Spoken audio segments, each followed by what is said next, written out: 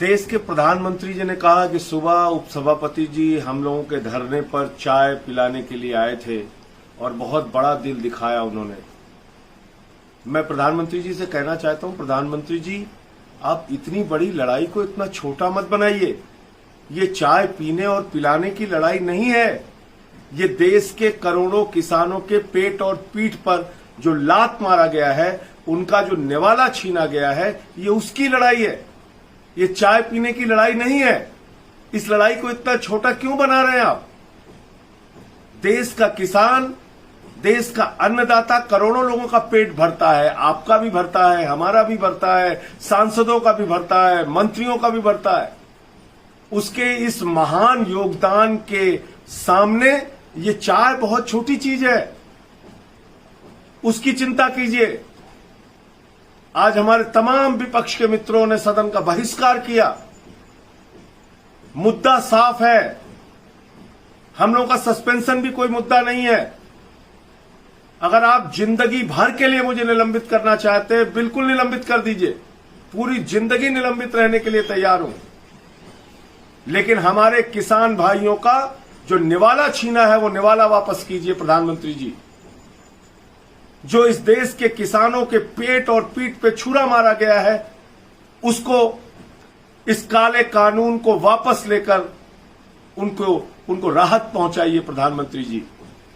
ये काला कानून बगैर वोटिंग के जबरन, अलोकतांत्रिक, असंवैधानिक तरीके से जो पारित किया गया है, लोकतंत्र की मर्यादा को, संसद की मर्यादा को जो शर्मिंदा किया गया है, उसको वापस कीजिए प्रधानमंत्री जी। ये लड़ाई चाय पीने और पिलाने की नहीं है। देश के करोड़ों किसानों की लड़ाई को आप एक छोटी सी चाय पिला के निपटा रहे हैं। मैं बहुत आदरपूर्वक आपकी चाय आपको वापस करता हूं प्रधानमंत्री जी, लेकिन मैं ये कहना चाहता हूं कि देश के करोड़ों किसानों का जो आपने निवाला छीना है, उसको वापस कीजिए। सस्पेंशन मुद्दा नहीं, निलंबन मुद्दा नहीं। जो कुछ उस दिन हुआ सदन के अंदर, वो पूरे देश ने देखा।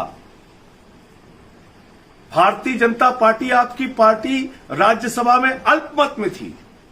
अकाली दल विरोध कर रही थी, बीजेडी विरोध कर रही थी, टीआरएस विरोध कर रही थी, एआईएडीएमके सेलेक्ट कमेटी की मांग कर रही थी, शिवसेना, एनसीपी, कांग्रेस, सारी पार्टियां विरोध में थी, आरजेडी, डीएमके, आम आदमी पार्टी। उसके बावजूद यह काला कानून पास किया गया।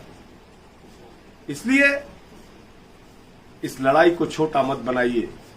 ये इस देश के करोड़ों किसानों को धोखा देने का काम आपकी सरकार ने किया है। आप कहते हैं एमएसपी देंगे प्रधानमंत्री जी, आप 2014 का अपना भाषण भूल गए? आपको याद नहीं आपने क्या कहा था चुनाव के पहले? 1 साल के अंदर फसल की लागत मूल्य का 1.5 गुना दाम किसानों को दिया जाएगा, 50% मुनाफे के साथ फसल की कीमत दी जाएगी।